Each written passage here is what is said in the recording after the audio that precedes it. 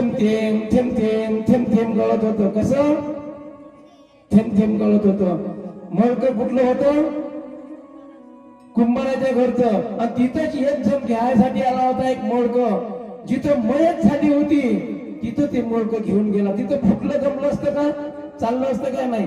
हे 200 रुपयाला घेऊन गेला.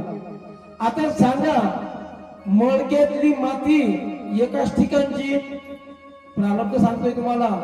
मळक्यातली माती एकाच ठिकाणची, मळके भाजले एकाच आव्यामध्ये, एकाच कुंभारानं बनवले नाही का, आणि एकाच ठिकाणी ठेवले. पण एक कुठे गेलं? मयत वर गेलं. आणि एक कुठे गेलं? शिवजीने पाणी देऊन राहिलं थेंब थेंब थेंब थेंब. तसंच प्रत्येक जीवाचे प्रारब्ध आहे दादा.